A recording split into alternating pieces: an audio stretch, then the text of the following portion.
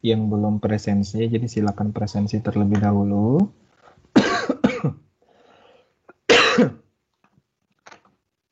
Kita mulai kuliahnya pada siang hari ini, mungkin tidak akan lama karena materinya sedikit, tentang mikrobiologi bahan pangan, ya.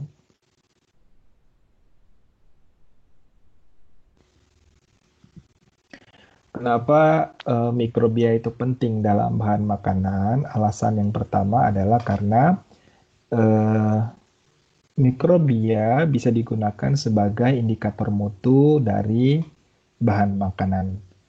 Jadi jumlah dan macam mikrobia yang ada di dalam suatu bahan makanan itu bisa dijadikan sebagai indikator mutu karena dia bisa meningkatkan nilai dari bahan makanan. Kemudian yang kedua, sebagian dari mikrobia adalah mikrobia yang bersifat eh, merusak bahan makanan. Jadi dengan mengetahui keberadaan mereka, jadi kita bisa antisipasi untuk menekan keberadaan mikrobia yang bersifat negatif ini.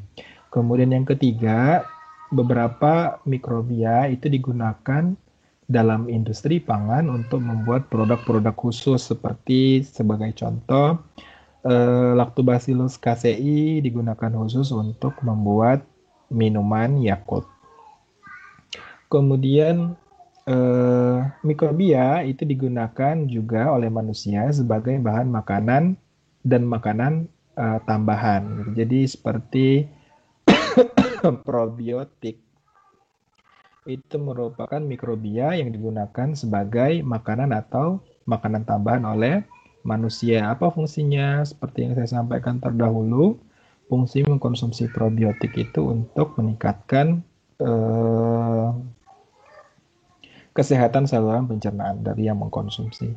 Dan yang terakhir adalah kita juga perlu aware atau perhatian khusus terhadap mikrobia karena beberapa mikrobia itu dapat menyebabkan penyakit dan penyakit tersebut ditimbulkan dari ketika kita mengonsumsi makanan yang mengandung mikrobia tertentu.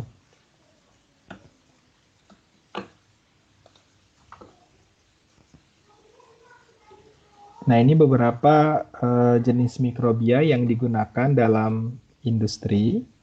Jadi seperti eh, produk roti, kemudian bir dan wine itu menggunakan sorry sebentar.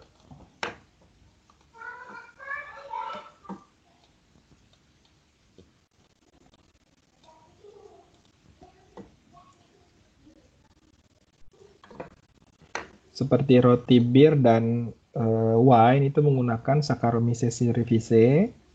Kemudian ada juga yogurt, kefir, probiotik itu menggunakan bakteri asam laktat, macam-macam bakteri asam laktat banyak sekali gitu ya. Kemudian kecap dia menggunakan Aspergillus oryzae, kemudian Zygosaccharomyces roxy. Kemudian tempe ini juga cukup terkenal, dia menggunakan Rhizopus species gitu ya. Kemudian yang selanjutnya ada tapai itu menggunakan Hansenula dan Saccharomyces. Ada asam cuka itu menggunakan Acetobacter aceti, asam sitrat, Aspergillus niger, kemudian asam laktat, Lactobacillus delbrueckii subspesies bulgaricus, kemudian nata de coco itu menggunakan Acetobacter psilinum, kemudian asam glutamat menggunakan Corynebacterium glutamaticum, kemudian lisin, asam amino lisin itu bisa diproduksi oleh Brevibacterium lactofermentum, kemudian penisilin itu juga bisa dihasilkan oleh Penicillium chrysogenum. Jadi banyak ternyata mikrobia yang dimanfaatkan oleh manusia dalam industri-industri, baik itu makanan, kemudian obat-obatan, asam amino, dan sebagainya.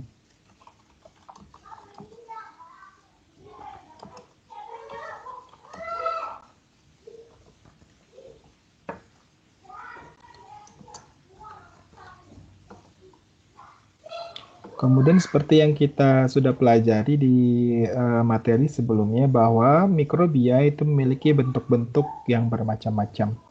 Ada yang bentuknya batang, kemudian ada yang bentuknya bulat, ada yang spiral dan sebagainya. Nah, begitu juga mikrobia yang ada di dalam bahan pangan, dia juga memiliki bentuk yang sama. Nah, ini beberapa bakteri yang penting dalam fermentasi di sini bahan makanan gitu ya. Jadi ada Acetobacter aceti, itu merupakan bakteri yang dapat merubah alkohol menjadi asam asetat. Kemudian banyak terdapat pada rajnya tapai. Jadi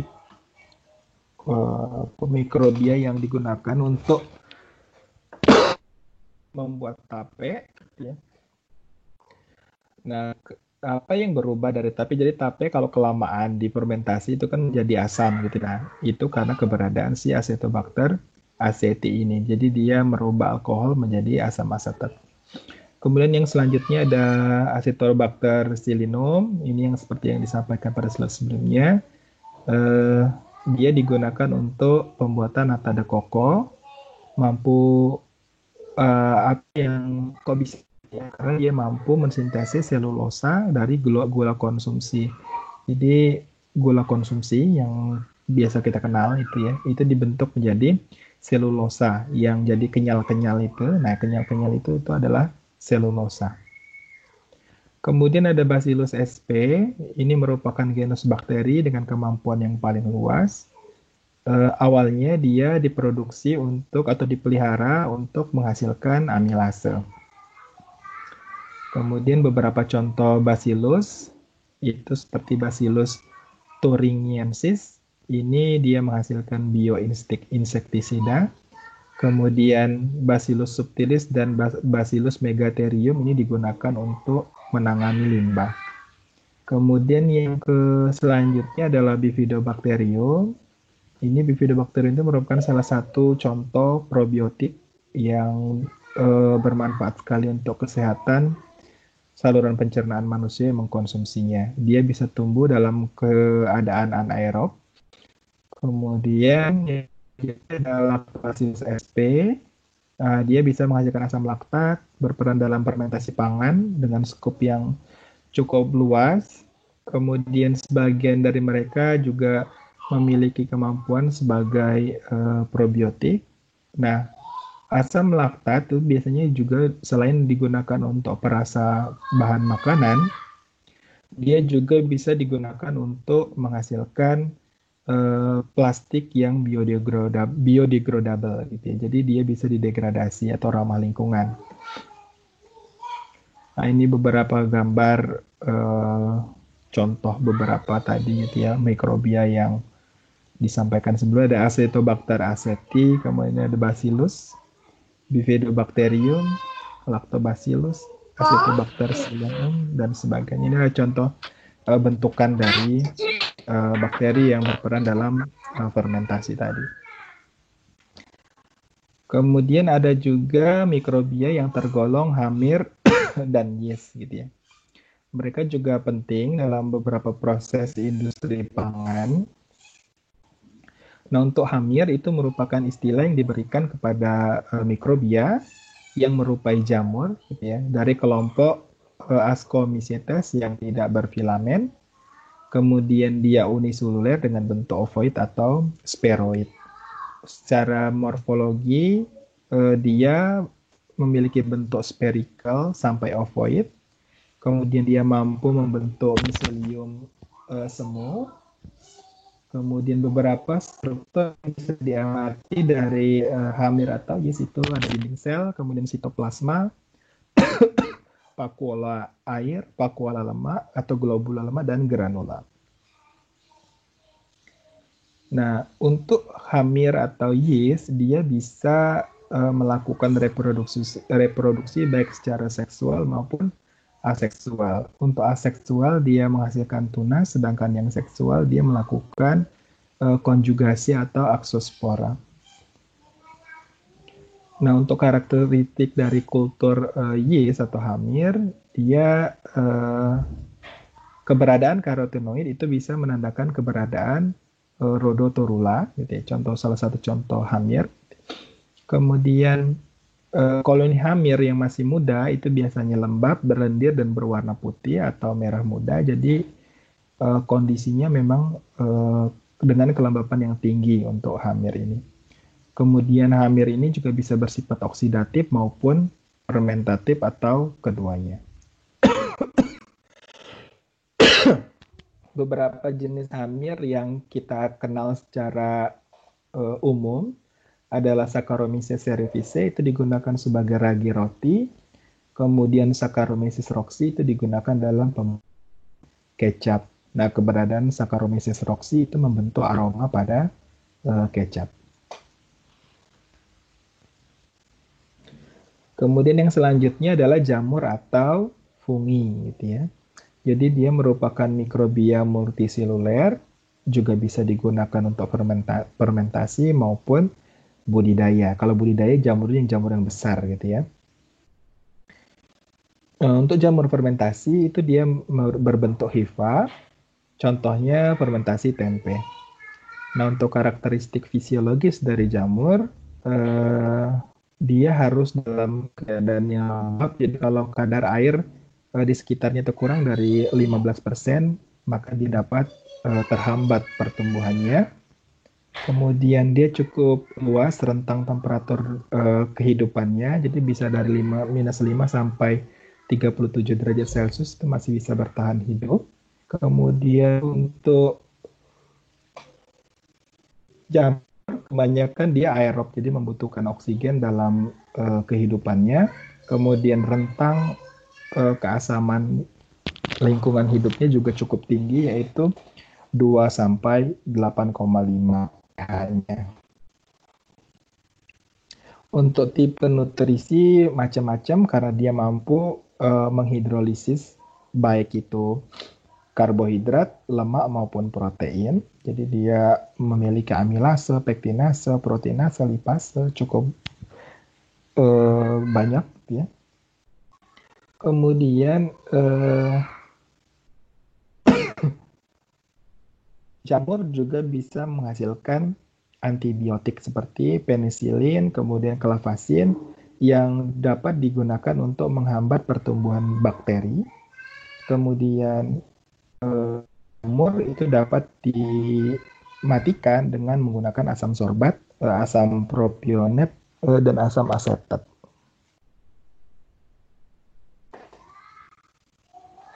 Beberapa jamur yang penting dalam proses fermentasi itu ada Gilosiniger, itu untuk menghasilkan atau memproduksi asam sitrat. Kemudian ada Rhizopus oryzae, itu untuk membuat tempe. Kemudian ada Neurospora cytopila, itu sebagai sumber beta karotin. Yang ini gitu ya. Kemudian ada Monascus purpureus, itu fermentasi beras, jadi tape beras gitu ya. Kemudian Penicillium sp itu untuk menghasilkan antibiotik berupa penisilin.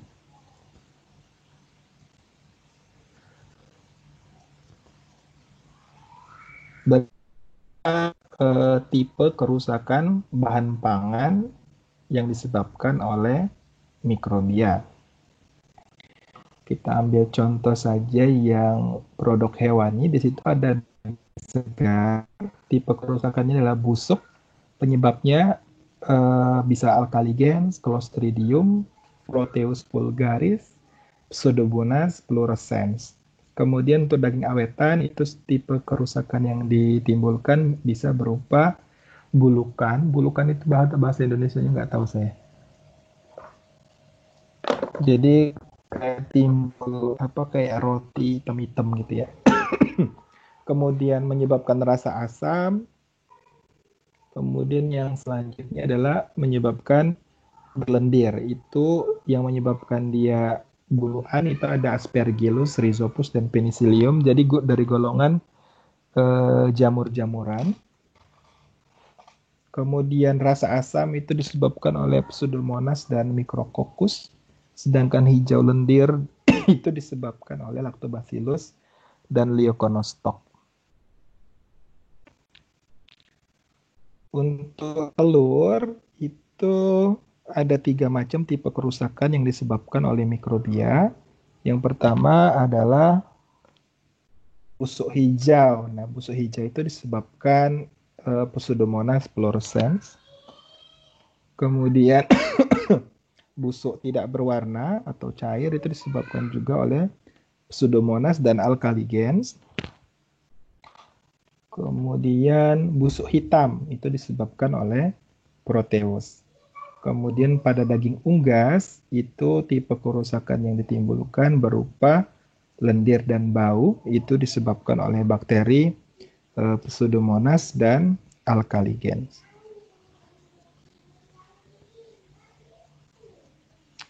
Sedangkan ini adalah beberapa bakteri yang terlibat dalam industri pembuatan produk hasil ternak. Yang pertama ada keju, di situ ada keju Roquefort, itu dibantu juga oleh Penicillium roqueforti, sehingga pada keju Roquefort itu dia terdapat warna hijau atau biru kehijauan atau toska gitu ya. Kemudian rum masam yang dibiaki mikrobia itu ada Streptococcus dan Leuconostoc membentuk aroma dan rasa asam. Susu Bulgaria atau Bulgarian milk itu dibuat dengan bantuan Lactobacillus bulgaricus, juga membentuk asam dan aroma. Kemudian ada lagi Acidophilus milk atau susu Acidophilus, itu juga dibantu oleh Lactobacillus acidophilus. Nah, untuk Lactobacillus acidophilus itu merupakan probiotik. Dia juga menyebabkan rasa asam dan membentuk aroma. Kemudian yogurt ada 2 bakteri, ada Streptococcus thermophilus dan Lactobacillus bulgaricus, menyebabkan asam dan aroma juga, membentuk asam dan aroma. Kemudian ada kefir, ada Streptococcus lactis, Lactobacillus bulgaricus. Kemudian hamir yang bisa mencerna atau mendegradasi laktosa. Contohnya ada torula kefir gitu ya. Nah, untuk kefir sendiri itu sama seperti kumis yang di bawah. Dia menggunakan agennya itu berupa kefir grain gitu. Kefir grain itu udah termasuk bakteri dan hamir di dalamnya. Kemudian ada sosis, itu bisa dibantu oleh Pediococcus cerevisiae dan Micrococcus sp.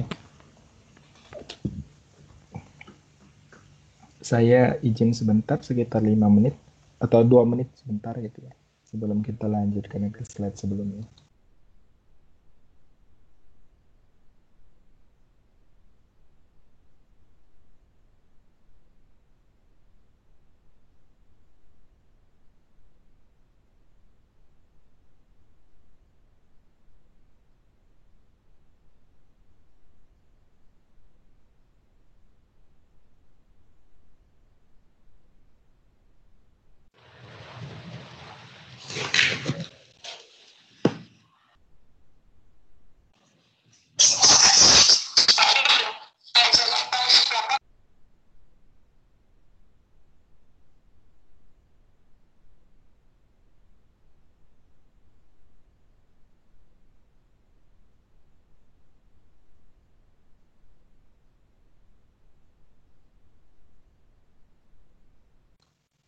Ya, kembali kita lanjutkan ke slide selanjutnya.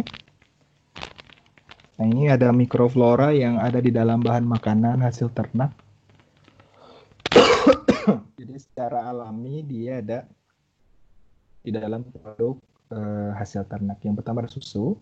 Jadi di dalam susu itu mikrobia dibagi menjadi 3 berdasarkan ciri utamanya. Yang pertama ciri biokimiawi, ciri suhu, dan ciri patogenisitas.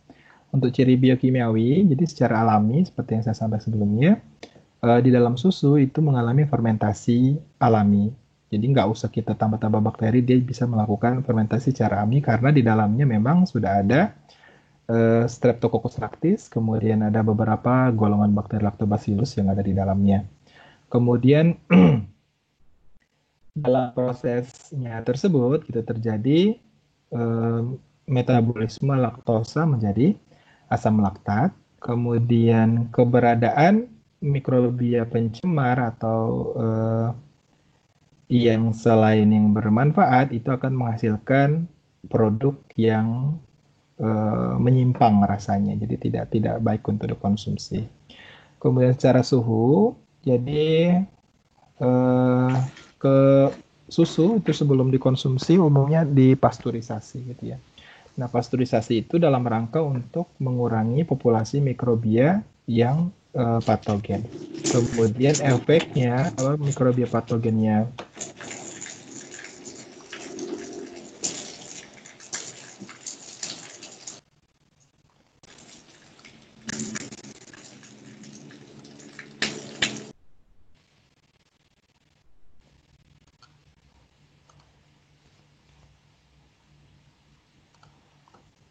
ya, kalau mikrobia patogennya berkurang itu berarti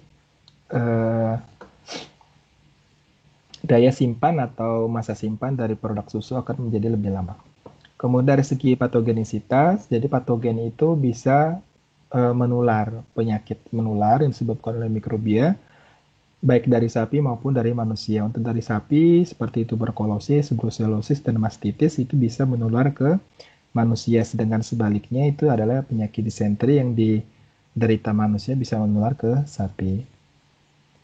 Kemudian pada produk daging dan telur unggas, ini secara alami ya ada bakteri pembusuk di sana. Kebanyakan mikroflora itu berada pada kulit, kemudian mereka timbul ketika proses penyembelihan, pengulitan, dan pembersihan isi perut dari unggas gitu ya. Nah, untuk jumlah bakteri normal itu 100 sampai 100 sel per sentimeter persegi. Jadi itu dikatakan normal apabila jumlah bakteri per sentimeter persegi bagian dari unggas atau telur itu 100 sampai 1000 sel. Kemudian kontaminan utama pada produk unggas itu adalah Pseudomonas. Kemudian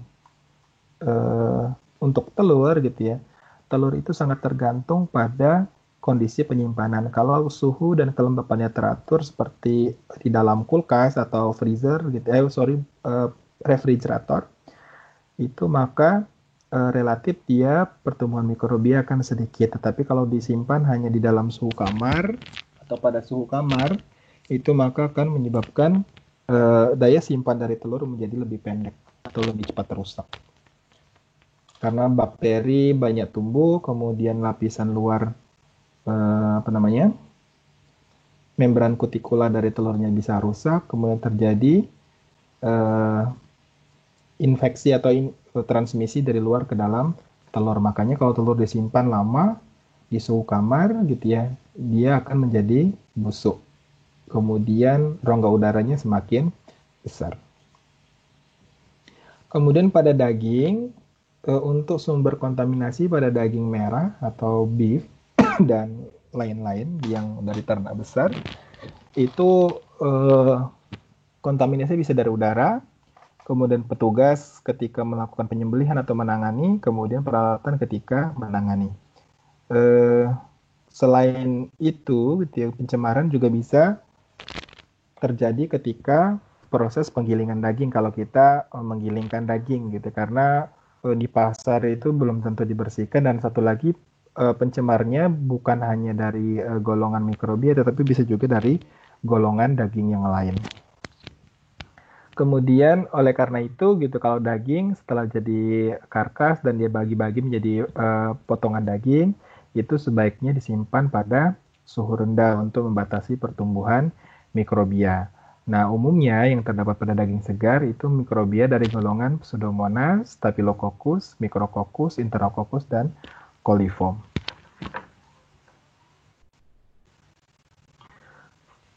Nah, karena kita manusia itu punya banyak cara untuk melakukan agar mikrobia itu bisa dikendalikan di dalam bahan makanan.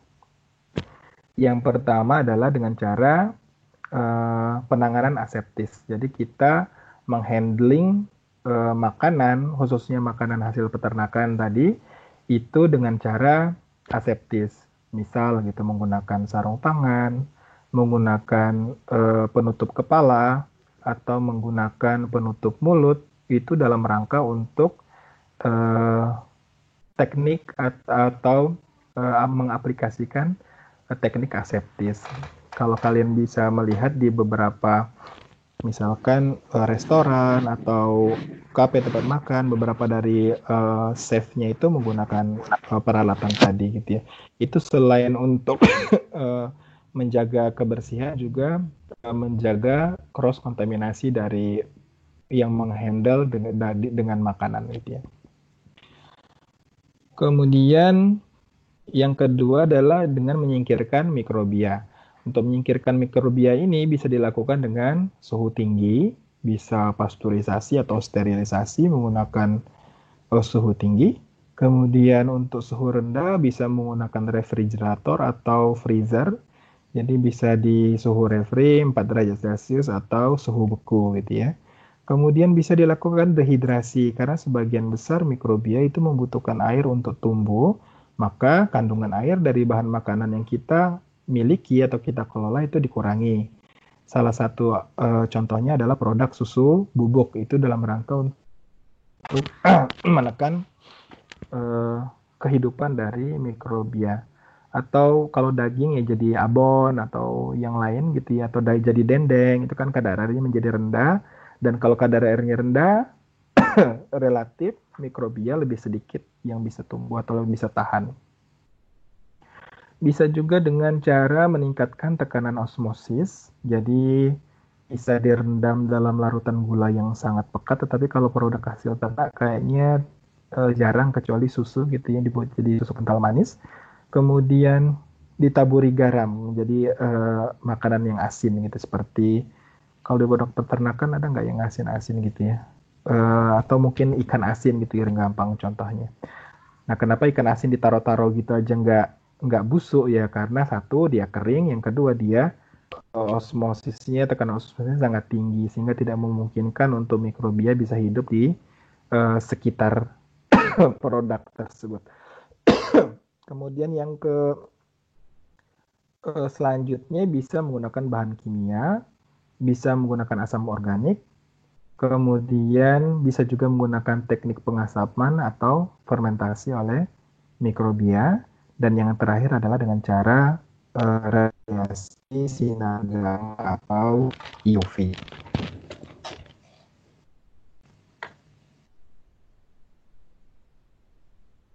Nah, ketika kita menangani produk makanan, untuk mengetahui standar apakah mikrobia dalam suatu bahan pangan itu masih dalam kondisi normal atau masih dalam kondisi ambang batas yang diterima atau tidak, maka perlu dilakukan pemeriksaan bahan pangan gitu ya. Nah, untuk pemeriksaan bahan pangan itu caranya adalah sampel gitu ya, sampel bahan pangan itu kita preparasi, kemudian kita bisa periksa secara mikroskopis, kemudian bisa dengan cara mengidentifikasi spesies, kemudian juga bisa menghitung koloninya.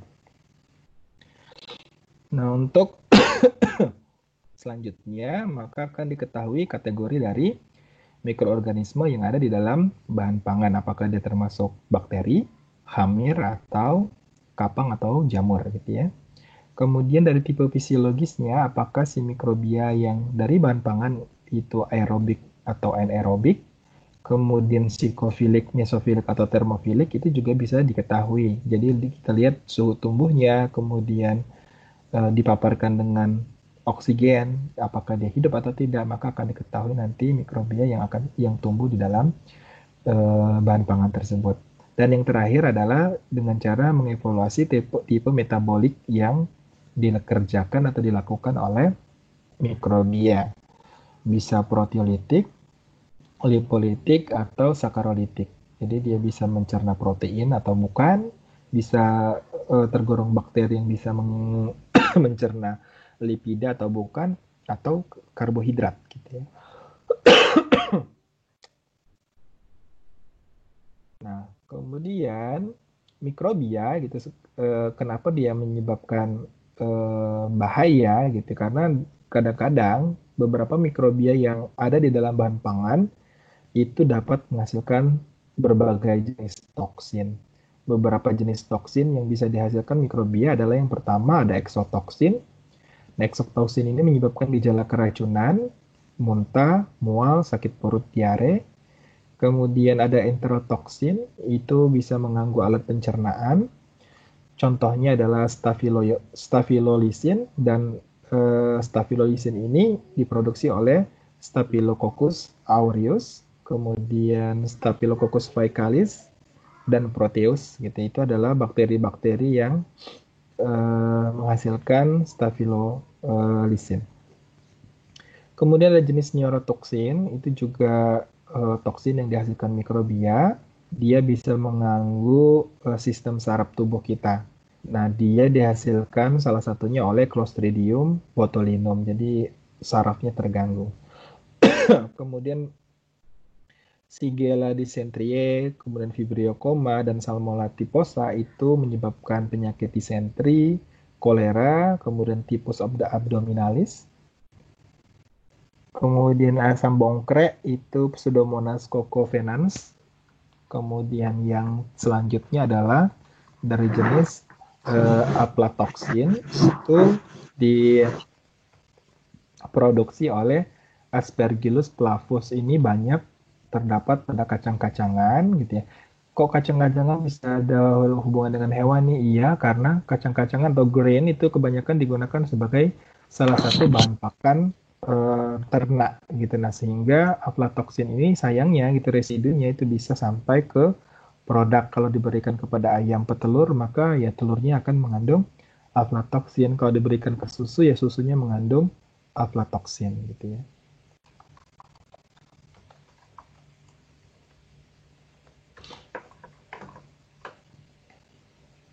Itu saja yang bisa saya sampaikan pada kesempatan kali ini. Barangkali ada yang ingin didiskusikan, saya persilakan bisa bicara langsung atau menggunakan